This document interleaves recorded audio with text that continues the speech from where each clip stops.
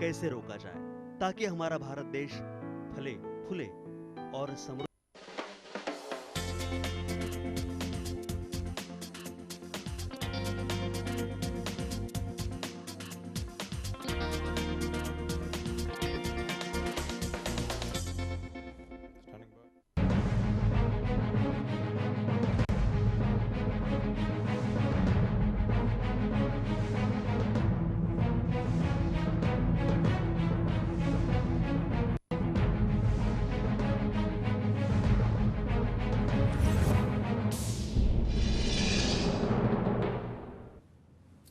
Right, you watching Lemon News. I'm Rajiv K. Bajaj, and of course, you're on the Inside Story. This is the Inside Story with me, Rajiv K. Bajaj. और inside story में आज हम बात करेंगे Congress NCP की, शिवसेना भारतीय Janata party की। आखिरकार ये क्या हो गया है कि एक तरफ अघाड़ी और दूसरी तरफ महायुति। अघाड़ी में भी युद्ध चल रहा है, महायुति का भी महादंगल चल रहा है। लेकिन मुझको ऐसा लगता है कि जहाँ तक के अघाड़ी का प्रश्न है, वहाँ पर डिफरेंसेस रिजॉल्व करना ज़रा ज़्यादा आसान है। इसलिए ज़्यादा आसान है क्योंकि 15 बरस से ये लोग सत्ता में हैं, पावर में हैं। क्योंकि ये लोग पावर में हैं, मुझे ऐसा लगता है, ये मेरा खुद का ख्याल है, मुझे ऐसा लगता है कि एक मर्तबा जब सोनिया गांधी जी और शरद पवार दोनों इकट्ठे बैठ जाएंगे, उसके बाद आगे चल करके कोई समस्या नहीं होनी चाहिए। ऐसा महायुति में नहीं है।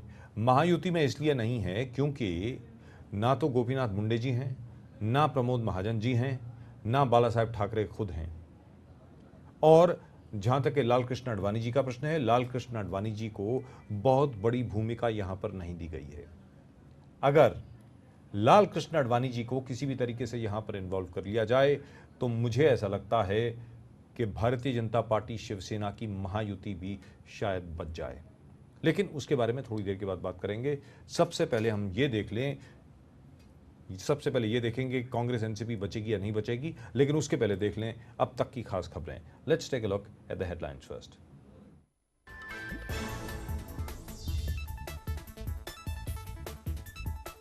महाराष्ट्र में शिवसेना बीजेपी के बीच सीटों के बंटवारे की जंग जारी। सीटों के बंटवारे पर दोनों पार्टियों में माथापच्ची कायम।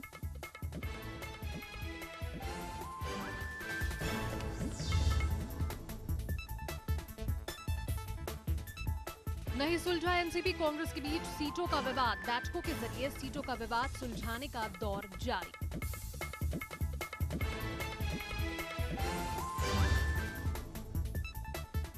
भारतीय सीमा में एक बार फिर घुसे चीनी सैनिक। लद्दाख के चुमार में चीनी सैनिकों की घुसपैठ से सीमा पर तनाव बढ़ा।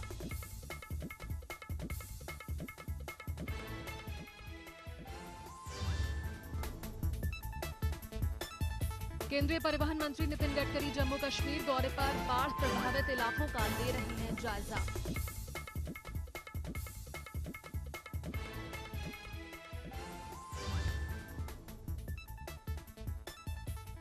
और नक्सलियों के खिलाफ उतरेंगे डॉग कमांडो। नक्सलियों की लैंडमाइन स्टॉप करने के लिए सीआरपीएफ उतारेगी 100 डॉग कमांडो।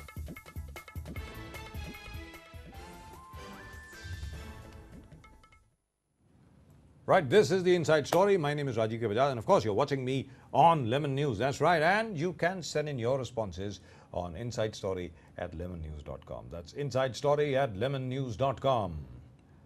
आप देख रहे हैं इनसाइड स्टोरी। मेरा नाम है राजीव कुमार बजाज और ये है लेमन न्यूज। सबसे पहले देख लें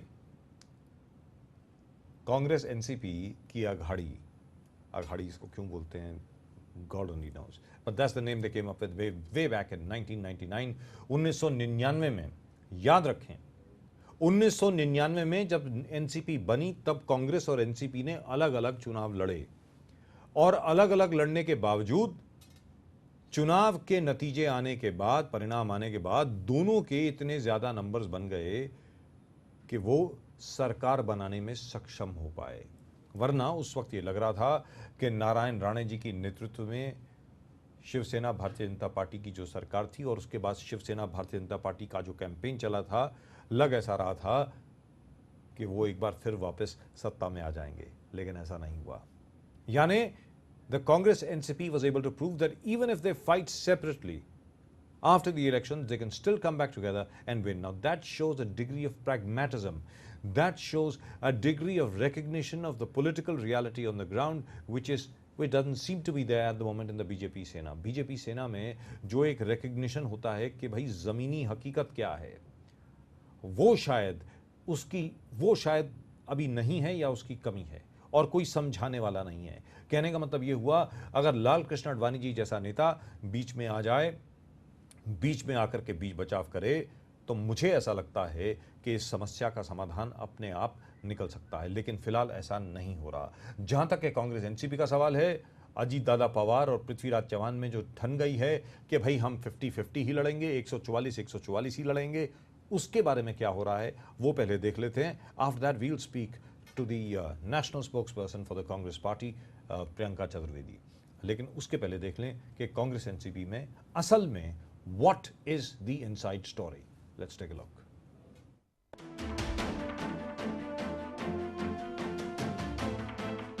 महाराष्ट्र में सियासी घमासान इस कदर तेज हो गया है कि जो सियासी दोस्त पहले कभी एक साथ हुआ करते थे, वो अब सीटों के बंटवारे को लेकर आपस में ही लड़ रहे हैं. बेशक हम बात कर रहे हैं महाराष्ट्र की महायुति और अघाड़ी की. महाराष्ट्र में एनसीपी कांग्रेस का गठबंधन टूटने की कगार पर है. एनसीपी लगातार कांग्रेस से 144 सीटों की मांग कर रही है, लेकिन कांग्रेस किसी भी हालत में अपने सहयोगी पार्टी एनसीपी को 144 सीटें देने के लिए राजी नहीं है. लिहाजा सीटों के बंटवारे का ये घमासान थमने का नाम नहीं ले रहा है. साल 2009 के विधानसभा चुनावों की अगर बात करें तो कांग्रेस ने एनसीपी को 114 सीटें दी थी, जबकि कांग्रेस ने खुद 174 सीटों पर चुनाव लड़ा था. लेकिन इस बार एनसीपी किसी भी हालत में कांग्रेस से कम सीटें लेने के लिए राजी नहीं है. कांग्रेस और एनसीपी दोनों ही ओर से सीटों का विवाद सुलझाने के लिए लगातार बैठकों का दौर भी जारी है, लेकिन अब तक कोई स्पष्ट फैसला दोनों की ओर से नहीं आया है. लिहाजा कयास ये लगाए जा रहे हैं कि ये गठबंधन शायद टूट जाए. कांग्रेस पार्टी के साथ हमारी पिछले 15 वर्षों से महाराष्ट्र में सरकार में हिस्सेदारी है. केंद्र में भी 10 साल हम कांग्रेस पार्टी के हिस्सेदार बनकर रहे. अभी हमको कुछ ऐसी अधिकृत सूचना मिल रही है कि 124 जगह कांग्रेस पार्टी एनसीपी को देने के लिए तैयार है. लेकिन हमारी इतना ही इसमें राय है कि 124 जगह तो हमारी एनसीपी की पहले से ही थी, और अब हम जो चाहते हैं कि हमारी जगह 124 से बढ़ाकर आधी मतलब 144 जगह कांग्रेस और एनसीपी के बीच में बंटवारा हो. हमें कोई अधिकृत प्रस्ताव अभी कांग्रेस पार्टी की ओर से अभी तुरंत नहीं मिला है. इससे ज्यादा जगह के बारे में या और कोई इसका नया प्रस्ताव कुछ उनके तरफ से है, ऐसी अभी कोई हमको जानकारी नहीं है. अगर अघाड़ी टूटती है तो दोनों ही पार्टियों को 15 अक्टूबर को होने वाले विधानसभा चुनावों में भारी नुकसान उठाना पड़ सकता है. लिहाजा दोनों ही पार्टियां सीटों के बंटवारे के मसले को बातचीत से हल करने की कवायद में हैं. फिलहाल दोनों ओर से कोई स्पष्ट सहमति बनती नजर नहीं आ रही है. देखना यह है क्या अघाड़ी बरकरार रह पाएगी. Bureau report, Lemon News, Mumbai.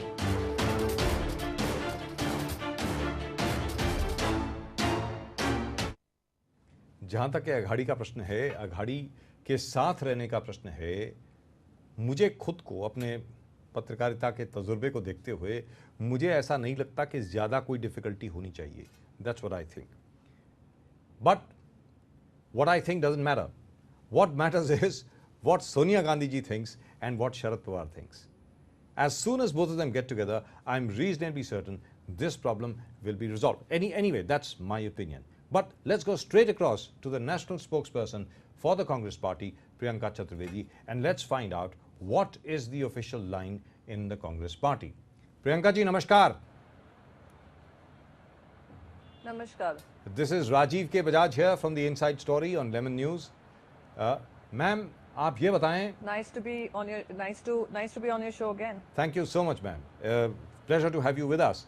Ma'am, आप ये बताएं कि एनसीपी ने अब ये कहा है कि भाई 15 साल हो गए हैं. 15 बरस पहले जो एक छोटा सा बच्चा उन्होंने पैदा किया था राष्ट्रवादी कांग्रेस पार्टी के रूप में, अब वो जरा बड़ा हो गया है. अब उसको अपना आधा हिस्सा चाहिए. They want more, like Oliver Twist, they want more. Are you prepared to give them more, ma'am? नहीं, देखिए ऐसा है, जब से हमारा गठबंधन हुआ है जी। कुछ सीटों की उनने इस समय पे मांग की है। पिछले 5 साल पहले भी उन्होंने अपनी जो उनकी एक्सपेक्टेशन थी सीटों को लेकर उन्होंने बात की थी। जी। बातचीत चली थी और फिर जाकर एक सेटलमेंट हुआ था। जी। इस समय भी उन्होंने कुछ मांग की है, कुछ सीटों की मांग की है। उन्होंने जी। कहा इक्वल बंटवारा होना चाहिए। पर अगर जमीनी हकीकत हम देखेंगे तो कांग्रेस इसमें सीनियर ही रहेगी इन टर्म्स ऑफ महाराष्ट्र में क्या सिचुएशन है। पर ये अभी एनसीपी, हम उनकी जो उन्होंने मांग रखी है उसका सम्मान करते हैं, पर जो फीजिबल ऑप्शन रहेगा और बेस्ट सूटेड ऑप्शन रहेगा दोनों गठबंधनों को ध्यान में रखते हुए, दोनों पार्टियों को ध्यान में रखते हुए वही डिसीजन लिया जाएगा। दूसरी चीज मैं यहाँ पे कहूंगी जी। कि कांग्रेस और एनसीपी की जो आइडियोलॉजी है, जी। जो अंडरस्टैंडिंग है और जिस तरीके से 3 टर्म्स में हमने एक अच्छी गवर्नेंस दी है, अच्छी साझेदारी निभाई है, उन सब चीजों को ध्यान में रखते हुए ही हम इस गठबंधन को मजबूत बनाएंगे और उसी को लेकर आगे बढ़ेंगे। अज्यूमिंग फॉर सम रीजन ये नहीं होता है, जी। हम उस पर भी इक्वली कॉन्फिडेंट हैं कि हम अकेले अगर हमें ये चुनाव मतलब पिछले 4 साल में अगर आप देखें तो एनसीपी का जो एग्रेशन है, जो आक्रामक रवैया है एनसीपी का, वो ज़रा ज़्यादा हो गया है। जब से अजीत दादा पवार जी उप मुख्यमंत्री बने हैं और जब से एनसीपी को ये लगने लगा है कि अब उनके पास इतनी ताकत आ गई है, इतनी स्ट्रेंथ आ गई है कि वो आपको चैलेंज ही नहीं, आपको हरा भी सकते हैं। तो क्या आपको लगता नहीं है कि शायद गलती हुई कि आपने मान लिया अजीत दादा पवार के प्रतिनिधित्व को बतौर उप मुख्यमंत्री पद के लिए? क्योंकि जब ये समझौता हुआ था, आर पाटिल साहब को जब हटाया गया था, तब कांग्रेस में भी काफी लोगों ने रिजर्वेशंस एक्सप्रेस करी थी कि अजीत दादा पवार की वजह से हो सकता है कि एनसीपी की एग्रेसिवनेस ज्यादा बढ़ जाए। मैम बताएं। नहीं, उनका अग्रेशन उनके हिसाब से सही होगा, वो उनकी निजी राय होती हैं अजीत पवार को लेकर। पर जो पार्टी के वहाँ के प्रेसिडेंट हैं शरद पवार जी, उन्होंने काफी स्पष्ट तरीके से कहा है कि क्या उनकी मांग है और वो बहुत स्पष्ट हैं कि कांग्रेस को साथ लेकर ही चलेंगे और कांग्रेस एनसीपी का गठबंधन बरकरार रहेगा। अब इसमें अगर अजीत पवार जी का स्टाइल ऑफ फंक्शनिंग अग्रेसिव है या स्टाइल ऑफ फंक्शनिंग कुछ भी हो, पर अगर हम जोड़ी भी देखें जिस तरीके से कांग्रेस और एनसीपी ने over the long term 3 terms को लेकर हमने गवर्नेंस दी है, वो एक मैं कहूंगी कि एक मिसाल कायम करती है कि किस तरीके से गठबंधन महाराष्ट्र में ये सेटल नहीं हो पा रहा है। सीनियर दोनों पार्टी के प्रेसिडेंट मिलकर ये डिसीजन लेंगे, पर हाँ ये जरूरी है कि दोनों एक फेज दिखाएं, एकजुट होकर चलें। अगर हम इसमें भाजपा और शिवसेना को भी देखें कि भाजपा और शिवसेना में अब ये हाल है कि मुंह देखा दिखाई नहीं है, हर तरीके से कम्युनिकेशन खत्म हो गया है। जिस तरीके का संवाद हो रहा है दोनों पार्टियों में, एक एक को इम्पोर्टेंट बता रहा है, एक दूसरे को लस्टी बता रहा है, रोज सामना में किसी तरीके के एडिटोरियल्स आ रहे हैं जिसमें बीजेपी की बारे में बात कर रहे हैं, तो वो एक एक्रिमोनियस रिलेशनशिप हो गया है। और हमारे रिलेशनशिप में संवाद जारी है, थोड़ी अटकनें हैं जो बिल्कुल सुलझाई जा सकती हैं और मैं बहुत कॉन्फिडेंट हूं कि वो भी हम सुलझा लेंगे और in the longer run, in the मैं कहूंगी for the better of Maharashtra, एकजुट होकर ही हम ये सिलेक्शन में आगे बढ़ेंगे। लेकिन Priyanka ji, we don't expect the Congress NCP anyway to go to that level. दुरुस्त है और बिल्कुल चुस्त दुरुस्त है जो आप बोल रही हैं, उसमें कोई दो राय नहीं है। क्योंकि कांग्रेस एनसीपी के बीच में तो जो संवाद है, वो संवाद आखिरकार उसका राजनीतिक स्तर जो है वो हमेशा एक मेच्योर्ड लेवल रहता है। उसमें कोई व्यक्तिगत किस्म के इस प्रकार के अटैक ज्यादातर नहीं होते, अभी तक तो नहीं हुए हैं,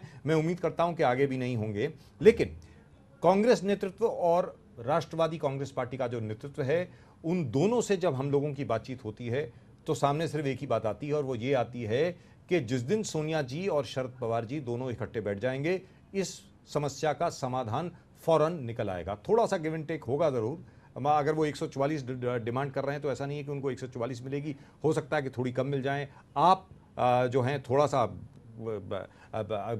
रिट्रीट भी कर सकते हैं। लेकिन ऐसी कोई मीटिंग आगे होने वाली है और कब तक होने वाली है, ये जरा बताएं। नहीं, देखिए अभी प्रफुल्ल जी का भी एक प्रेस कॉन्फ्रेंस हुआ था जहां पे उन्होंने कहा है कि कल तक हम फाइनल डिसीजन ले लेंगे। और कांग्रेस में भी बातचीत बिल्कुल जारी है, दोनों तरफ पार्टियां संपर्क बनाए हुए हैं। मानिक राव जी ने भी कुछ समय पहले कहा था कि दोनों पार्टी की रिस्पेक्ट ध्यान में रखते हुए, ऑनर ध्यान में रखते हुए एक डिसीजन रीच होगा।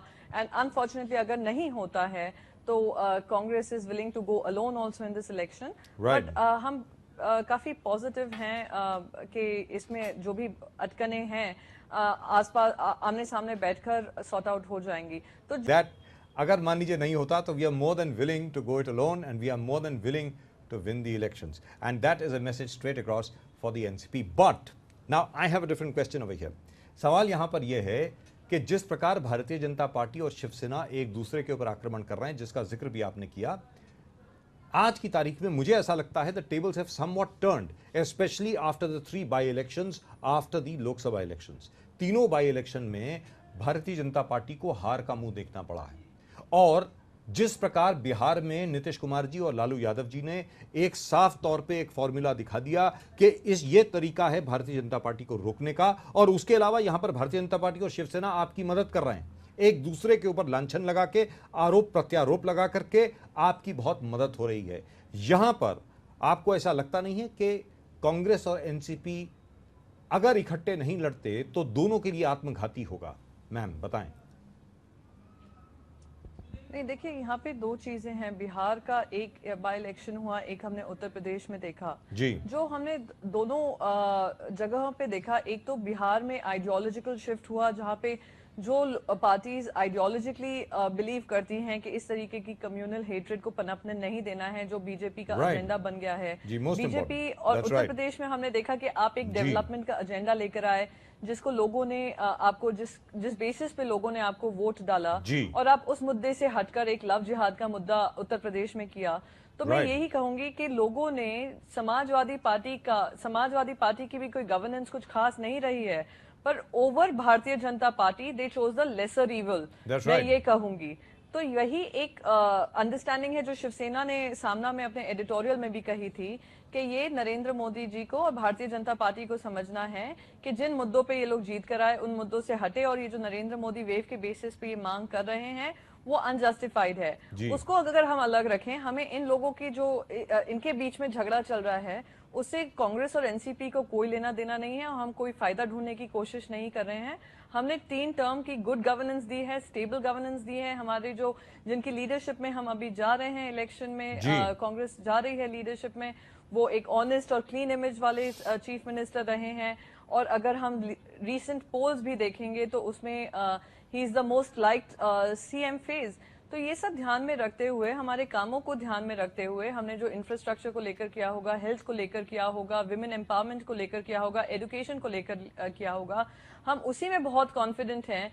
तो इनकी जो राजनीति है, जहाँ पे यहाँ पे वन अपमैनशिप चल रही है, उस राजनीति पे तो हम बिल्कुल उस बेसिस पे तो हम चुनाव में जाएंगे जी। नहीं। Priyanka ji, I know you're also very busy, but this really is I'm coming down to my last couple of questions. यहाँ पर दूसरी चीज़ ये है जो मैंने जान करके लालू यादव जी और नीतीश कुमार जी की जो बात करी, और उत्तर प्रदेश में भी जो कुछ हुआ, जिस प्रकार समाजवादी पार्टी के साथ, ठीक है बहुजन समाज पार्टी वगैरह तो नहीं मिली, लेकिन फिर भी मुलायम सिंह जी ने ऑफर ज़रूर किया था बहन मायावती जी को कि आप मेरे साथ आ जाएं, लेकिन वो ऐसा हुआ नहीं। लेकिन यहाँ पर एक थॉट प्रोसेस ये भी है, एक विचारधारा ये भी है कि जिस प्रकार आपके सामने महायुति है, आप आघाड़ी हैं, एक महाआघाड़ी बनाई जाए जिसमें कांग्रेस, एनसीपी, समाजवादी पार्टी, प्रकाश अंबेडकर जी की आरपीआई, कावड़े ग्रुप जो है, प्रोफेसर कवाड़े का जो ग्रुप है, वो भी सब लोग मिलकर के भारतीय जनता पार्टी और नरेंद्र मोदी की जो तथाकथित तौर पर अब तक वेव थी उसको रोका जाए। क्या इस विषय में कोई ऑफिशियल पोजीशन है, आधिकारिक कोई पोजीशन है कांग्रेस पार्टी की? प्रियंका चतुर्वेदी जी। नहीं, देखिए इसके बारे में विचार नहीं है, पर एक बात बहुत स्पष्ट है, जहां जहां हमारी आइडियोलॉजी दूसरी पार्टी के साथ मिलती जुलती होगी, हम लोग मौका परस्त नहीं हैं। हम ये नहीं है कि अपॉर्चुनिज्म देखेंगे, हम आइडियोलॉजिकल बैटल है, हम आइडियोलॉजी के बेसिस पे आगे बढ़ेंगे। तो अगर कोई पार्टी हमसे आइडियोलॉजिकली मैच करती है, जो डिविसिव पॉलिटिक्स हम देख रहे हैं भारतीय जनता पार्टी की पूरे देश में, अगर आइडियोलॉजिकली वो हमारे साथ बनते हैं तो वो मोर देन वेलकम है। पर अभी इस बारे में हमने कोई विचार नहीं किया है। पर हाँ, ये जरूरी है कि राइट थिंकिंग पार्टी आइडियोलॉजिकली जो साथ में जिनकी सोचें विचारधाराएं एक हों, वो अगर साथ में मिलेंगी तो जब गवर्नेंस का मुद्दा आता है तो उसमें अपॉर्चुनिज्म नहीं होगा, वहां पे एक आइडियोलॉजिकल गवर्नेंस होगा, एक कॉमन फैक्टर्स पे गवर्नेंस होगा। तो ये बेसिक डिफरेंस है। एक पॉलिटिक्स ऑफ अपॉर्चुनिज्म में कांग्रेस ने कभी नहीं बिलीव किया है। कांग्रेस ने आइडियोलॉजिकली पार्टनरशिप्स किए हैं। तभी भी अगर आप देखेंगे यूपीए सरकार जो हमने 10 साल चलाई, सारे अपने पार्टनर्स को साथ लेकर चलाई। एनडीए का आपने यहाँ पे महाराष्ट्र में देखा कि हमने 3 टर्म्स दिए हैं, साथ साथ दिए हैं। थोड़ी मैं कहूंगी आगे पीछे होता रहता होगा, वाद विवाद होते रहते होंगे, पर क्योंकि आइडियोलॉजिकली हम साथ में हैं इसलिए हम गुड गवर्नेंस दे पाए। तो मैं यही कहूंगी जो भी पार्टीज आइडियोलॉजिकली एक हमारे कॉज को बिलीव करते हैं वो सब मिलकर भी इलेक्शन लड़ेंगे। Right, we won't go into that in terms of the ideological compromises that the Congress has made over the last 40 years. We won't, or 50 years, we will not go into all that. लेकिन आखिरी सवाल आपसे ये, और आखिरी सवाल आपसे ये है कि महाराष्ट्र में क्योंकि 3 टर्म आप राज कर चुके हैं, 15 साल, I am sorry, I said this was the last question, this is the first part of the last question. 3 बार आप राज कर चुके हैं, यानी 3 टर्म आप राज कर चुके हैं, 15 साल के लिए राज कर चुके हैं। इसी प्रकार दिल्ली में शीला दीक्षित जी की भी सरकार थी और शीला दीक्षित जी की भी सरकार को बहुत बुरी तरह हार का सामना करना पड़ा, क्योंकि in spite of wonderful work that she had done, and I still maintain it, and I've been maintaining this now for the last 10 years, that the Sheila Dikshit government really worked very, very hard for Delhi and transformed the infrastructure of Delhi. And rightfully speaking, the people of Delhi should have rewarded her with a 4th term, but they did not. And ultimately, it is the people who rule. However, the same thing applies in Maharashtra as well. For all the good work that you may or may not have done, 15 years is a long, long time. There is a huge anti-incumbency factor against you. How do you propose to overcome that? Priyanka ji. देखिए, अगर हम दिल्ली की बात करें तो हाँ, 3 terms हमने दिए, 4th टर्म अनफॉर्चुनेटली हमें नहीं मिला और हमें इतनी सीट भी नहीं मिली, रिजल्ट्स हमारे फेवर में नहीं थे। पर अब आप देख रहे हैं कि दिल्ली किस हाल में पड़ा हुआ है। कोई फिर से इलेक्शन नहीं फेस करना चाह रहा है, यहाँ पे वहाँ पे हॉर्स ट्रेडिंग चल रही है। तो लोग भी देख रहे हैं कि अगर वो दिल्ली जैसा हाल करने की कोशिश करेंगे तो ना ही बीजेपी पे भरोसा कर पा रहे हैं वहां पे, ना ही आम आदमी पार्टी पे जो सेकंड लार्जेस्ट पार्टी थी। तो ये सब चीजें ध्यान में रखते हुए आई एम वेरी सर्टेन कि महाराष्ट्र की जनता जब वोट करने जाएगी, उन्होंने एक दिल्ली में देखा हुआ है, महाराष्ट्र में भी हमारे जो भी एंटी इनकम्बेंसी, मैं नहीं कहूंगी, मैं तो कहती हूँ प्रो इनकम्बेंसी है कि हमने जिस तरीके की गवर्नेंस दी है, लोग हम पे विश्वास करेंगे और मत हमें फिर से देंगे, क्योंकि उन्होंने देखा है कि जहां जहां स्पेशली दिल्ली में जिस तरीके से सरकार गिरी है और हॉर्स ट्रेडिंग हुई है, I am sure Maharashtra can not afford to or does not deserve a situation like this or a stalemate like that what Delhi is facing right now. Right, and that's something that the people of Maharashtra really will have to look at. But then Maharashtra usually does not get carried away, notwithstanding anything or everything. If you look at the history of Maharashtra, whenever Maharashtra votes, it is always a very measured and very matured vote. However, coming really to the last question for today, that is 1999 में 1999 में जब राष्ट्रवादी Congress party का जन्म हुआ, तब आप और राष्ट्रवादी Congress party दोनों अलग अलग लड़े। लेकिन सूरत हाल ये बनी चुनाव के नतीजों के बाद कि आपके यानी कांग्रेस के और राष्ट्रवादी कांग्रेस पार्टी के सीट्स इतने ज़्यादा हो गए कि you were able to get a majority and you were able to form a government. Now, do you expect something like that to happen in case you have to fight separately, ma'am? This is something which will, if it happens and if we come into a situation where we will need help, तो हमें सारी सोच ध्यान में रखनी होगी। पर NCP को भी जानना ज़रूरी है और हमारी पार्टी ये बिल्कुल समझती है, अपनी जिम्मेदारी समझती है महाराष्ट्र को लेकर, कि जहाँ जहाँ हम आइडियोलॉजिकली मैच करते हैं, और एनसीपी तो एक ही डीएनए की बनी हुई है, कांग्रेस की से ही हटकर एनसीपी बनी है, तो जो पॉलिसीज होती हैं, जो पर्सपेक्टिव होता है, वो काफी मैच करता है, मेजॉरिटी मैच करता है। कुछ, जैसे मैं बार बार कहती आई हूँ, कुछ अटकनें हो सकती हैं, पर ओवरऑल जो फ्रेमवर्क होता है, दोनों पार्टी एक दूसरे को अच्छे से समझती हैं।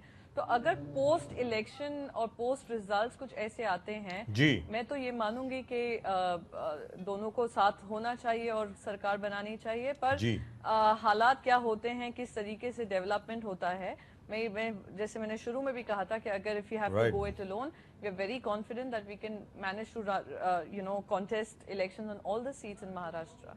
Right, of course you have, and this is the third time you've said it. So that's a huge message which goes across to the NCP. Now, this really is the final question, and which is, in a large number of channels, not on this channel, not here, but in a lot of other channels, we've actually seen rumors to the effect. Now, I don't know whether they're rumors or whether this is just kite flying on the part of a lot of journalists. We do that all the time. Whenever we don't have a story, we tend to make up stories as well. The NCP and the BJP are said to be in some kind of conversation or negotiation. Have you heard anything like that, ma'am? And if so, what is the Congress going to do about it? In case something like that actually happens or transpires, ma'am. No, I wouldn't want to indulge in this rumor mongering at all till it's not a proven news or proven fact that something like this is happening, or I wouldn't even want to get there or comment on something like this, क्योंकि अभी तो हमारी बातचीत उनसे जारी है. उसके beyond इसके बाद वो लोग क्या डिसीजन लें वो उनके ऊपर है, पर जब तक ये रूमर है इसकी कोई ठोस सबूत नहीं है, मैं इस पे कमेंट करना मेरे लिए भी बहुत इमेच्योर होगा. Right, one final word from you, ma'am. Priyanka Chaturvedi ji, and at the moment Priyanka Chaturvedi is with us. एक आखिरी स्टेटमेंट आपसे कि आपको कितनी उम्मीद है कि समझौता हो जाएगा, हर समस्या का समाधान निकल आएगा, जो भी अभी कंट्रोवर्सीज चल रही हैं वो सारी खत्म हो जाएंगी और कांग्रेस एनसीपी इकट्ठे चुनाव लड़ेगी. How hopeful are you? I am extremely positive और एक्सट्रीमली कॉन्फिडेंट हैं इस बात को लेकर कि जो भी अटकनें हैं वो सुलझाई जा सकती हैं. ऐसे कोई नहीं है कि कोई इनसरमाउंटेबल प्रॉब्लम हो, पर अगर ये प्रॉब्लम्स अगर सुलझी ना भी जाएं, हम बहुत कॉन्फिडेंट हैं, while we are confident and positive कि ये गठबंधन आगे बढ़ेगा. पर अगर नहीं भी होता है, we are preparing for all eventualities. We are open to all eventualities, and when we go into a battle, we have kept all eventualities in mind. मैं बस इसी से मैं बात खत्म करूंगी, पर I'm very positive कि इसका समाधान निकल ही आएगा. Right, thank you so much, Priyanka ji. So nice of you for talking to us. Priyanka Chaturvedi. Thanks so much. National spokesperson for the Congress Party talking to us. और जैसा कि आपने notice किया होगा, हमारे दर्शकों के लिए ये बात है, प्रियंका चतुर्वेदी ने एक बार नहीं, दो बार नहीं, तीन बार नहीं, 4 मरतबा जाते जाते भी ये कहा कि that we are prepared for all eventualities, यानी हम अकेले लड़ने को भी तैयार हैं. ये चौथी बार उन्होंने कहा है. Now I don't expect that to happen, very frankly speaking, I don't expect that to happen. Why don't I expect that to happen? Because the Congress and the NCP, they are the most pragmatic people you will ever come across, the most practical people you will ever come across. They are the most unemotional people you will ever come across, and they can't live without power. जहाँ सत्ता के बगैर कांग्रेस और NCP दोनों नहीं रह सकते. लिहाजा बहुत प्रैक्टिकल लोग हैं, मजे हुए खिलाड़ी हैं, और कांग्रेस और एनसीपी में कोई खास फर्क नहीं है. एनसीपी कांग्रेस की ही देन है. आखिरकार हर समस्या का, हर प्रॉब्लम का, हर कंट्रोवर्सी का समाधान जरूर निकल आएगा. और मुझे ऐसा लगता है जैसे ही सोनिया जी और शरद पवार जी एक दूसरे के आमने सामने बैठेंगे चाय के ऊपर, कांग्रेस एनसीपी यानी अघाड़ी का ये जो फॉर्मूला है उसमें कुछ तब्दीली होगी और उसके बाद अघाड़ी इकट्ठे चुनाव लड़ेगी. ऐसा मेरा मानना है. That's what I think. What do you think? Please do send in your emails on insidestory@11news.com. आप बताएं, क्या कांग्रेस एनसीपी को इकट्ठे लड़ना चाहिए? क्या आप चाहेंगे कि पृथ्वीराज चव्हाण जी एक बार फिर मुख्यमंत्री बने, या फिर आप चाहेंगे कि भारतीय जनता पार्टी और शिवसेना का गठबंधन या शिवसेना का कोई मुख्यमंत्री बने? यानी do you want Prithviraj Chavan to be the next chief minister, or would you like Mr. Uddhav Thackeray to be the next chief minister? या फिर कोई भारतीय जनता पार्टी से हो सकता है देवेंद्र फडणवीस जी हों, पंकजा मुंडे हों, या एकनाथ खड़से जी हों, या जो भी या नितिन गडकरी क्यों ना हो, आप क्या चाहेंगे? महाराष्ट्र का मुख्यमंत्री कौन हो? उद्धव ठाकरे हों, पृथ्वीराज चौहान हों, देवेंद्र फडणवीस हों, पंकजा मुंडे हों? किसको होना चाहिए महाराष्ट्र का मुख्यमंत्री? आपका जवाब, या अजीत दादा पवार हो, लेट्स नॉट फॉरगेट हिम। जी हां, हु वुड यू प्रेफर? आपका वोट किसको जाएगा? पृथ्वीराज चौहान को, अजीत दादा पवार को, उद्धव ठाकरे को, या भारतीय जनता पार्टी के देवेंद्र फडणवीस हों या पंकजा मुंडे हों? आप क्या समझते हैं कौन होना चाहिए महाराष्ट्र का मुख्यमंत्री? और आपके उत्तर यह तय करेंगे कि आखिरकार आप क्या समझते हैं कि कौन सरकार बना रहा है महाराष्ट्र में। इसके पहले कि हम अपनी नजर डालें भारतीय जनता पार्टी और शिवसेना पे या शिवसेना भारतीय जनता पार्टी पर, उसके पहले देख लेते हैं एक बार फिर प्रफुल्ल पटेल जी को। Let's hear former civil aviation minister and at the moment literally second in command in the NCP at an all India level, Prafull Patel. Let's hear him. Listen, at this moment there is no point talking of any hypothetical situation. I have mentioned what they have offered, I have mentioned what we want, and only after we talk to each other can I give you any further details. At this moment any hypothetical discussion or situation cannot be discussed. We have, I said it day before also, that in 2004 we contested seats, Congress contested, we got more MLAs. In spite of that, the chief minister's position was asked for by the Congress, or rather insisted for, and we gave it. But the point here remains that in any alliance, it's a very normal phenomena where larger party gets the chief minister's post. So there have been many instances. I don't want to start a dialogue, and this is not a complaining exercise at this stage on using this forum. But the fact is, looking at all the past precedents, in fact even in Delhi, in the 10 years of the UPA government, I think NCP has been the most responsible ally. Many allies have come and gone. I don't want to take the names. But today, if there is only one ally which remains with the Congress, it is the NCP, and therefore the NCP's position, the NCP's conduct has always been exemplary, and I don't think Congress or anybody should complain about the conduct and the way NCP has taken things forward over the last years. And in fact, there is this unnecessary campaign which is being spread by some quarters that the NCP has got some other agenda. In fact, every political party, if anybody accuses us of another agenda, we can also accuse anybody of having another agenda. We also have a right to grow. Our party has a right to grow. Our party wants to grow. And why should any political party not aspire to grow? अच्छा पक्ष और धर्मनिरपेक्ष पक्ष और जिन्होंने हमारे साथ पहले काम किया, ऐसे लोग अगर आना चाहते हैं तो स्वागत है। और ये भी मैं आपको बताना चाहता हूँ कि लोगों को लगता है कि बहुत सारे लोग जा रहे हैं, ऐसा वन वे ट्रैफिक, ऐसा नहीं है। अभी बहुत सारे आने वाले हैं। अभी हम भी जरा इसीलिए रुके हैं क्योंकि हमारी भी भूमिका स्पष्ट होने के बाद ही हम हमारे।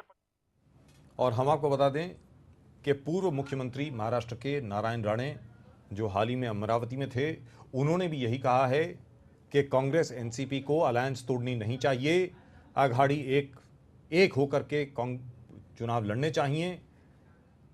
नारायण राणे जी ने यह भी कहा है that as far as he is concerned, an alliance between the Congress and the NCP will be good for both parties and will be very good for the state of Maharashtra. That's what Narayan Rane says. ऐसा नारायण राणे जी का कहना है। We'll show that to you later. लेकिन उसके पहले एक बार फिर देख लें कि आखिरकार आघाड़ी में इस वक्त समस्या क्यों है। याद रखें, महाराष्ट्र की असेंबली में 288 सीटें हैं। There are 288 seats in Maharashtra. यानी 288 सीट्स पर आपको चुनाव लड़ने हैं। आज तक का जो फॉर्मूला था उसके हिसाब से कांग्रेस ज्यादा सीटों पे लड़ती थी और एनसीपी कम सीटों पर। लेकिन एनसीपी का यह कहना है कि उनकी परफॉर्मेंस बहुत अच्छी रही है और 15 साल पहले जो बच्चा पैदा हुआ था, यानी 15 साल पहले जिस बच्चे का जन्म हुआ था, यानी एनसीपी का, अब वो बड़ा हो चुका है, लिहाजा उसको अपना आधा हिस्सा चाहिए। तो एनसीपी ये चाहती है कि 288 में से 144 सीटें उनको मिले। Somewhat similar. That's exactly what is happening as far as the BJP Sena is concern and we will take a look at that in just a minute. लेकिन एक बार फिर देख लें आखिरकार आघाड़ी में यानी कांग्रेस एनसीपी में समस्या क्या है। Let's take a look.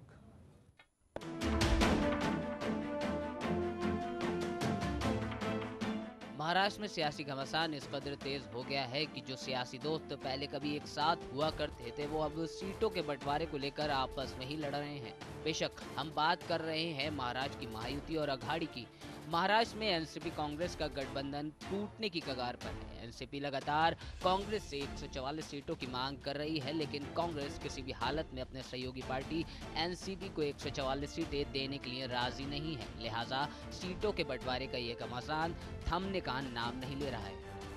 साल 2009 की विधानसभा चुनावों की अगर बात करें तो कांग्रेस ने एनसीपी को 114 सीटें दी थी, जबकि कांग्रेस ने खुद 174 सीटों पर चुनाव लड़ा था। लेकिन इस बार एनसीपी किसी भी हालत में कांग्रेस से कम सीटें लेने के लिए राजी नहीं है। कांग्रेस और एनसीपी दोनों ही ओर से सीटों का विवाद सुलझाने के लिए लगातार बैठकों का दौर भी जारी है, लेकिन अब तक कोई स्पष्ट फैसला दोनों की ओर से नहीं आया है। लिहाजा कयास ये लगाए जा रहे हैं कि ये गठबंधन शायद टूट जाए। कांग्रेस पार्टी के साथ हमारी पिछले 15 वर्षों से महाराष्ट्र में सरकार में हिस्सेदारी है। केंद्र में भी 10 साल हम कांग्रेस पार्टी के हिस्सेदार बनकर रहे।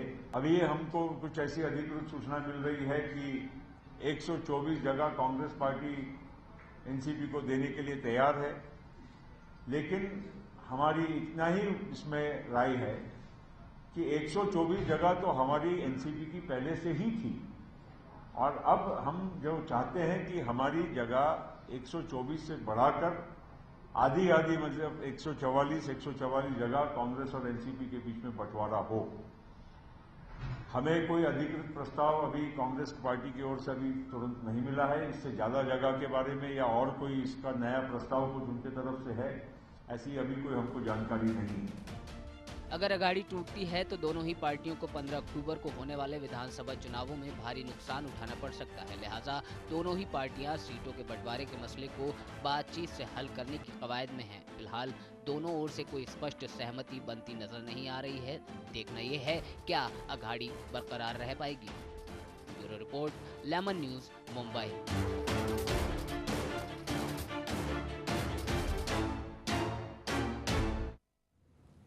And you're watching Lemon News. My name is Rajiv K. Bajaj, and of course you're watching me on The Inside Story. That's right, you're watching The Inside Story with me, Rajiv Kumar Bajaj, on Lemon News. And you can send in your mails on insidestory@lemonnews.com. That's insidestory@lemonnews.com.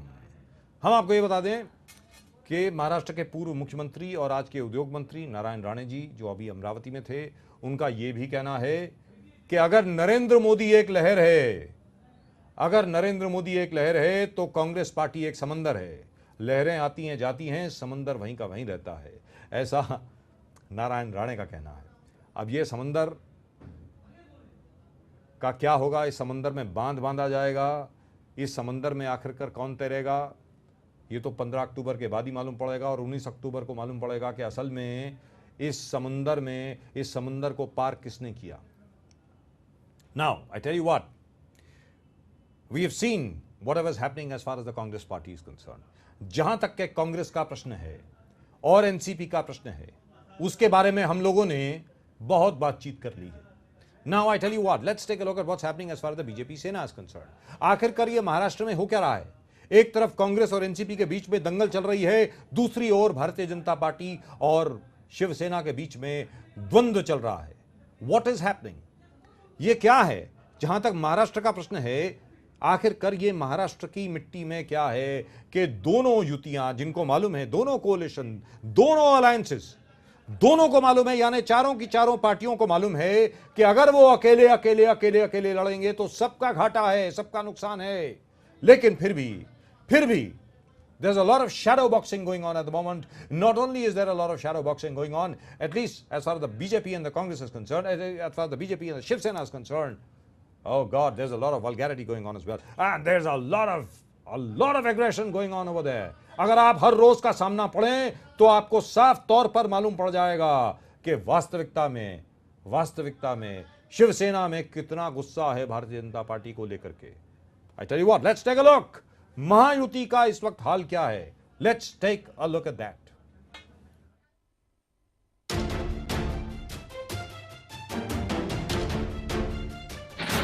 क्या टूट जाएगी महायुति?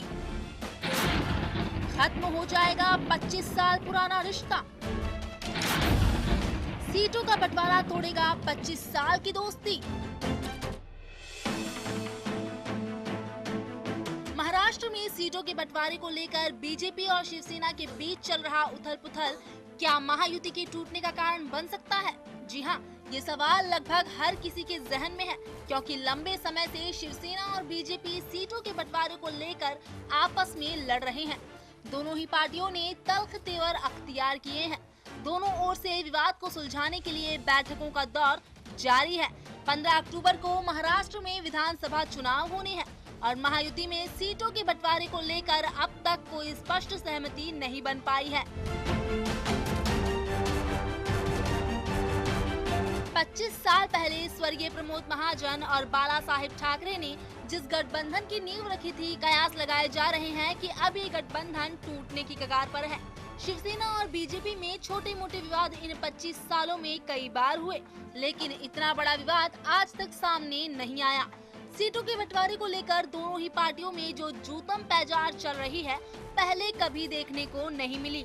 यही वजह रही महायुति 1995 में पहली बार महाराष्ट्र सत्ता में काबिज हुई।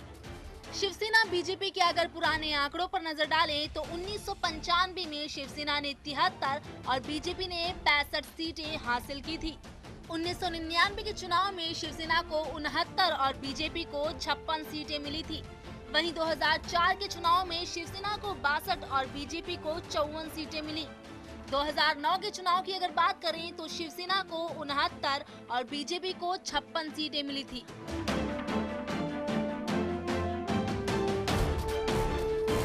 महायुति में चल रही इस कलह को सुलझाने की कवायद दोनों ही ओर से चल रही है। बैठकों का दौर जारी है, लेकिन अब तक कोई स्पष्ट नतीजा सामने नहीं आया है। लिहाजा संभावनाएं यही बनी हुई है कि शायद महायुति अब टूटने की कगार पर है, लेकिन दोनों ही ओर से ये उम्मीद भी है कि इस टूटते रिश्ते को किस तरह बचाया जा सके। होय, मला राज्य पाहिजे, कोणत्याही परिस्थितीत सत्ता पाहिजे आणि ती मी घेणार म्हणजे घेणार। जो निश्चय शिवसेना प्रमुखांनी नुसता बोलून नाही करून दाखवला होता, तो पुन्हा मी त्याला करून दाखवणार, नक्की करून दाखवणार। पण मला एक सत्ता माझ्यासाठी नकोय, काही घ्यायला जसं आता देसाई साहेबांनी सांगितलं एक सत्तेचे प्रताप, हे अशी घाणेरडी नीच कृत्य करण्यासाठी मला सत्ता नकोय। मला भूखंड ढापायचे नाहीये, मला स्वतःच्या नावाने संस्था उभ्या करायच्या नाहीयेत, ना जमिनी बळकावायच्या, ना कोणाला बेघर करायचंय। तर मला जनतेला काहीतरी द्यायचंय, महाराष्ट्राला काहीतरी द्यायचंय, म्हणून मला सत्ता पाहिजे। मला घेण्यासाठी सत्ता नको आहे, मला देण्यासाठी सत्ता पाहिजे। महाराष्ट्र में 15 अक्टूबर को चुनाव होने हैं और महायुति के बीच अब तक सीटों के बंटवारे को लेकर कोई फैसला नहीं सामने आया है।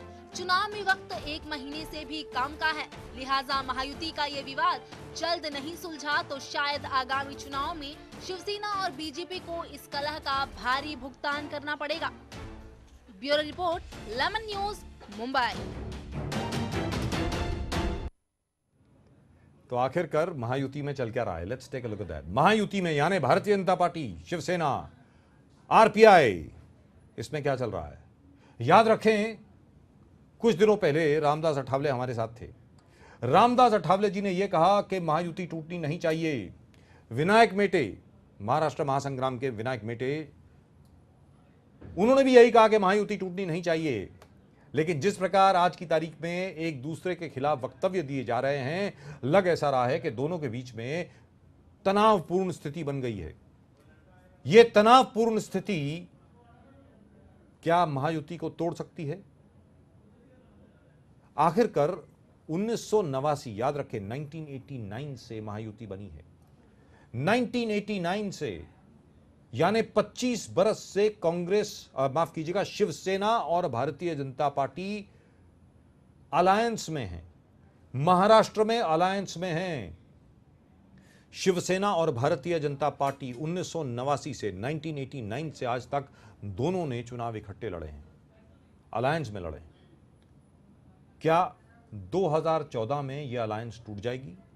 क्या 2014 में ये महायुति जो टूटने की कगार पर है, क्या ये वास्तविकता में टूट जाएगी, या फिर जो आज की तारीख में हो रहा है वो सिर्फ प्रेशर टैक्टिक्स हैं, एक दूसरे के ऊपर दबाव डालने वाली बात है? यानी एक तरफ शिवसेना ये कह रही है कि भाई आपको हम जितनी सीट देते हैं आप उतनी ही लीजिए, दूसरी ओर जहां तक कि भारतीय जनता पार्टी का प्रश्न है, भारतीय जनता पार्टी का यह कहना है कि हम लोग लोकसभा के चुनाव में हमारी इतनी अच्छी परफॉर्मेंस रही है। उसके पहले ये एक और चीज याद रखें, पिछले विधानसभा चुनाव में भारतीय जनता पार्टी की परफॉर्मेंस जो है वो शिवसेना से भी ज्यादा अच्छी रही। याद रखें, असेंबली में leader of the opposition Shiv Sena का नहीं, भारतीय जनता पार्टी का था। तो भारतीय जनता पार्टी ये चाहती है कि भाई इस बार हमें आप ज्यादा सीटें दें। भारतीय जनता पार्टी को यह पूर्ण विश्वास है कि नरेंद्र मोदी की वजह से और जिस प्रकार उन्होंने अपनी कैंपेन प्लान करी है उसकी वजह से भारतीय जनता पार्टी को यह पूर्ण विश्वास है कि उनकी सीटें ज्यादा आएंगी, और लिहाजा क्योंकि उनकी सीटें ज्यादा आएंगी मुख्यमंत्री उनका होगा। लेकिन ज्यादा सीटें आने के लिए भारतीय जनता पार्टी को ज्यादा सीटों पर चुनाव लड़ना पड़ेगा। They will have to fight the elections on a larger number of seats. Now does that mean that the Shiv Sena Bharatiya Janata Party alliance is going to break up? You know what? I don't think so. I really don't think so.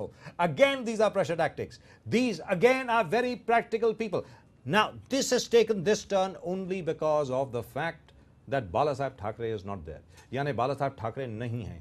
दूसरी ओर गोपीनाथ मुंडे या प्रमोद महाजन जी नहीं हैं।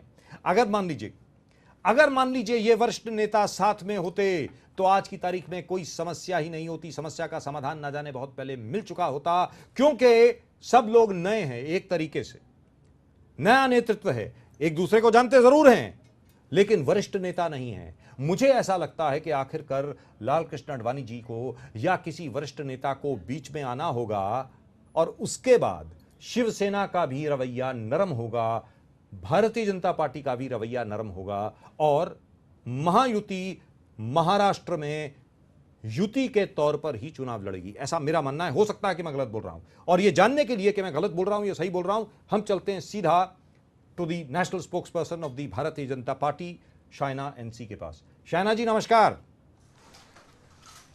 नमस्कार। Good evening. Rajeev Bajaj here from the Inside Story on Lemon News. Good evening. जी. I heard your question and because of limited time, let me address it completely. Please go right ahead. हम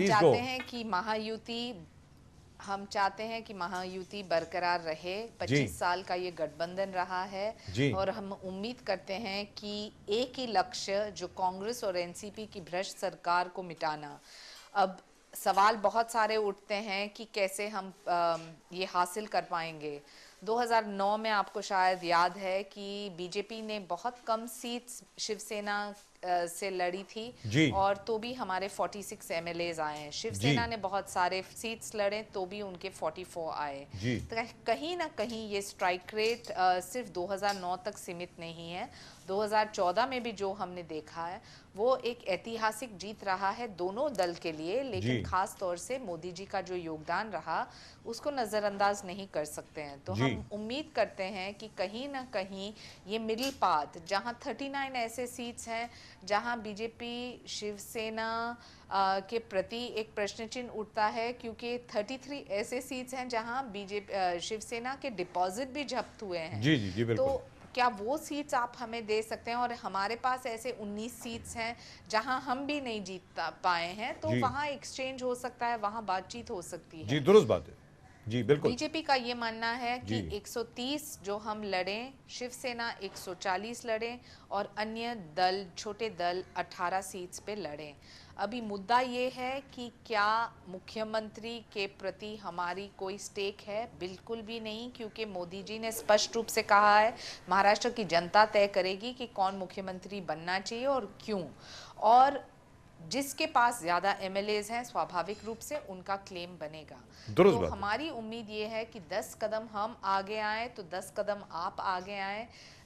political aspirations हर एक राजनीतिक दल के होते हैं और हम विश्वास से कह सकते हैं कि लक्ष्य एक ही है कि गुड गवर्नेंस का मॉडल जो केंद्र में दिया है वो प्रदेश में देना है। शहना जी, आखिरी सवाल ये, because we made you wait for such a long time, we apologize for that, लेकिन आखिरी सवाल आपसे ये कि ये पहली मर्तबा मैं देख रहा हूं कि शिवसेना भारतीय जनता पार्टी में इस लेवल की पब्लिक बिटरनेस सामने आई है। ये this is only public posturing, we know that. आखिरकार समस्या का समाधान जरूर होगा, ऐसी कोई बात नहीं है, और समाधान शायद इसलिए भी नहीं निकल रहा क्योंकि लेकिन समस्या का समाधान जी बताएं समस्या का समाधान सिर्फ टेलीविजन के माध्यम से नहीं होता है। जी बिल्कुल, समस्या का समाधान बातचीत से होता है जी। और कहीं हमने नहीं कहा कि ये एक फुल स्टॉप है, हमने लगातार यही प्रयास की कि डायलॉग जारी रहे, लोगों तक हम ये पहुंच पाए कि देखिए आज केंद्र में जो सरकार, आपको एक स्थिर नेतृत्व और प्रगतिशील सरकार मिली है, तो आपको प्रदेश में भी मिल सकता है, लेकिन मुद्दा ये है कि जल्द से जल्द हमें लोगों तक पहुंचना है, वोटों तक पहुंचना है। और अंत में मैं यही कहूंगी, ma'am, when are talks going to resume? Congress और एनसीपी के 15 when are talks going to resume, ma'am? परसों तक सब स्पष्ट होगा जी, लेकिन जो बातचीत जिसकी आपने बात करी, जिस पे चालू है अभी भी जी बातचीत चालू है, बातचीत wonderful, चालू that है is really wonderful हम news. कोशिश कर रहे हैं कि we are really hoping that we come up with a logical solution, because the BJP is not one of those which is arrogant in power. Yes, we do have a right, a legitimate merit claim, but that is where we'd like to right. One final word from you. One final word from you. We know this is shadow boxing. We know these are pressure taxes. We know that you don't break up a 25-year-old marriage in this manner. It doesn't happen. And it is not going to happen. Both the Shiv Sena and the Bharatiya Janata Party are very pragmatic, very realistic, and politically very astute people. So, in the end, when do you expect this entire thing to, fructify? Say by tomorrow, by day after, in another 3 days? By when? Shaina. I hope by tomorrow or day after, but currently your guess is as good as mine. Our only appeal to everyone is that this is not about arrogance in power. This is about a legitimate claim, and please understand that merit also is questioned when it comes to the strike rate in the Lok Sabha elections, where we saw the phenomenal victory, and that we attribute to Modi ji's good governance model clearly. I think that the people in Maharashtra are fed up of the Congress NCP, so they're not even an option.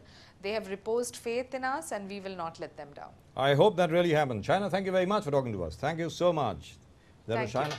Right, that was Shaina NC, obviously very, very clear of the fact that as far as she's concerned, in another couple of days, everything will be sorted out. And if it is not sorted out, well, everybody fights separately, only to unite together. They're all united, but separately. We all decided to be united, to fight separately. That's what seems to be happening, and which, by the way, is rather sad. And which, by the way, is rather sad. It is rather sad because this was the best opportunity for the BJP Sena to come to power. भारतीय Janata party और शिवसेना का जहाँ तक प्रश्न है, ये सबसे बड़ा अवसर है उनके लिए 1995 के बाद सत्ता में आने के लिए. After 1995, this really was the best opportunity for the Bharatiya Janata Party Shiv Sena to come to power. Now, why are they doing what they are doing? God only knows. Why are they doing what they are not supposed to be doing? Only they know. But what do I expect? I'll tell you what I expect. जहाँ तक मेरे खुद का विश्लेषण है, मुझे ऐसा लगता है कि कांग्रेस एनसीपी का गठबंधन इकट्ठे लड़ेगा, साथ में समाजवादी पार्टी भी होगी, उम्मीद करते हैं, और साथ में एक दो और एकजुट पार्टियां, छोट-छोट पार्टियां भी होंगी. जहाँ तक भारतीय जनता पार्टी शिवसेना का प्रश्न है, मुझे ऐसा लगता है कि शिवसेना भारतीय जनता पार्टी एक दो और राउंड एक दूसरे के साथ खेलेंगे, बॉक्सिंग के राउंड जो होते हैं, जहां जैसे एमेचर बॉक्सिंग होती है. याद रखें, ये प्रोफेशनल बॉक्सिंग नहीं है, एमेचर बॉक्सिंग है. दोनों ने हेलमेट पहनी हुई है. वैसे आजकल मेंस बॉक्सिंग में हेडगियर निकाल दिया गया है, लेकिन उसके बावजूद ये एमेचर बॉक्सिंग है. इसमें एक दूसरे को मतलब पॉइंट स्कोर करने का जो सिस्टम है वो ये है कि भाई आप कितना पीछे जा सकते हैं और हम कितना आगे आ सकते हैं, और आखिर में एक ड्रॉ डिक्लेयर होगा जिसमें नरेंद्र मोदी जी जो इस वक्त तैयारी कर रहे हैं यूएस जाने की, उनका एक वक्तव्य आएगा. उद्धव ठाकरे जी के साथ अमित शाह जी एक तस्वीर खिंचवाएंगे, एक फ़ोटो अपॉर्चुनिटी होगी और हर जगह से भारतीय जनता पार्टी और शिवसेना वाहवाही लूटने की कोशिश करेगी कि भाई देखिए, इतनी लड़ाई के बाद, सब कुछ करने के बाद हम लोग फिर इकट्ठे हो गए हैं और एक इमोशनल तरीके से लोगों को प्रोत्साहित करने की कोशिश होगी कि भाई आप जल्द से जल्द हमारे साथ आ जाएं ताकि शिवसेना भारतीय जनता पार्टी की सरकार बने, जिसमें फिलहाल तो ऐसा लगता है कि अगर शिवसेना भारतीय Janata party, RPI, Athawale group और विनायक मेटे, ये चारों लोग इकट्ठे लड़ें महायुति के अम्ब्रेला तले, लग ऐसा रहा है कि रास्ता साफ हो जाएगा उद्धव ठाकरे जी के लिए बतौर मुख्यमंत्री पद पर विराजमान होने हेतु। लेकिन और ये लेकिन बहुत बड़ा लेकिन है कि कहीं ऐसा तो नहीं है, क्योंकि इस तरीके से दोनों ने एक दूसरे पर हमला किया है, क्योंकि इस तरीके से शिवसेना ने यहां तक कि नरेंद्र मोदी तक का मजाक उड़ाया है, कहीं कांग्रेस और एनसीपी, बाकी अन्य सो कॉल्ड गैर सांप्रदायिक पार्टियां यानी धर्मनिरपेक्ष पार्टियां जितनी भी हैं, तथाकथित तौर पर जो धर्मनिरपेक्ष हैं, वो सब लोग इकट्ठे होकर कहीं ऐसा तो नहीं है बाजी मार लें।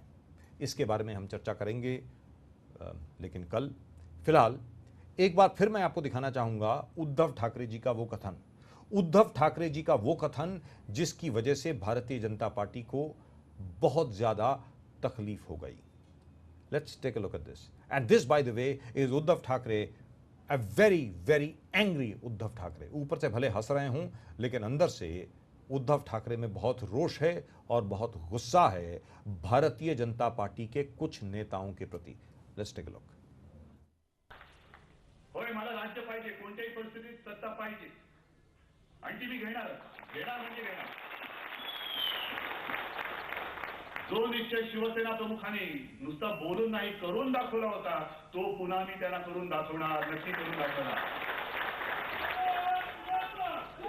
पण मला एक सत्ता माझ्यासाठी नकोय, काही घ्यायला जसं आता देसाई साहेबांनी सांगितलं एक एक सत्तेचे प्रताप, हे अशी घाणेरडी नीच कृत्य करण्यासाठी मला सत्ता नकोय। मला भूखंड ढापायचे नाहीये, मला स्वतःच्या नावाने संस्था उभ्या करायच्या नाहीयेत, ना जमिनी बळकायच्या, ना कोणाला बेघर करायचंय। तर मला जनतेला काहीतरी द्यायचंय, महाराष्ट्राला काहीतरी द्यायचंय, म्हणून मला सत्ता पाहिजे। मला घेण्यासाठी सत्ता नको आहे, मला देण्यासाठी सत्ता पाहिजे। Right, that was mister Uddhav Thackeray again. Uddhav Thackeray ji, जो लगता ऐसा है कि अगर महायुति सरवाइव कर गई, यानी महायुति एकजुट रही, तो उद्धव ठाकरे मुख्यमंत्री बनेंगे अगले महाराष्ट्र के, उम्मीद करते हैं। लेकिन ऐसा नहीं है कि कांग्रेस एनसीपी, जैसे लग रहा था कि कांग्रेस और एनसीपी का सफाया हो जाएगा, वो नहीं होने वाला है। इस बार जो फाइट होगी वो बहुत अच्छी फाइट होगी, जैसा कि उत्तराखंड, जैसा कि बिहार और उत्तर प्रदेश ने दिखाया है, भारतीय जनता पार्टी के लिए वॉक ओवर नहीं है। Tell us what you think, आप इस विषय में क्या समझते हैं, आप जरूर लिखें on insidestory@lemonnews.com। My name is Rajeev K Bajaj and you're of course watching the Inside Story on Lemon News. We'll be back over here tomorrow at the same time and we will of course discuss whatever is happening in Maharashtra, लेकिन उसके अलावा border के ऊपर क्या हो रहा है, सीमा के ऊपर क्या हो रहा है, सिक्योरिटी सिचुएशन का क्या हाल है हिंदुस्तान में, उसके बारे में भी हम बात करेंगे, लेकिन कल। फिलहाल आप देखें मुंबई और महाराष्ट्र की मुख्य खबरें। जहां तक हमारा प्रश्न है, हम आपसे मिलेंगे कल यहीं पर। तब तक के लिए आप देखते रहें लेमन न्यूज़। Bye bye.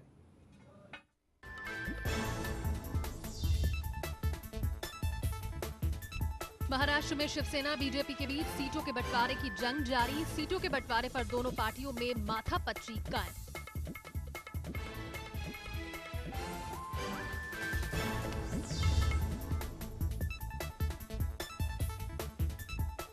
नहीं सुलझा एनसीपी कांग्रेस के बीच सीटों का विवाद। बैठकों के जरिए सीटों का विवाद सुलझाने का दौर जारी।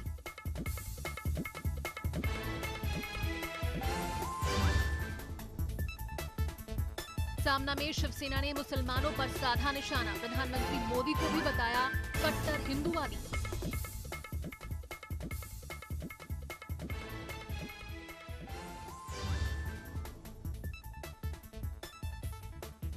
एनसीपी कांग्रेस के मतभेद पर बोले नारायण राणे, कहा कांग्रेस 288 सीटों पर अकेले चुनाव लड़ने के लिए है तैयार।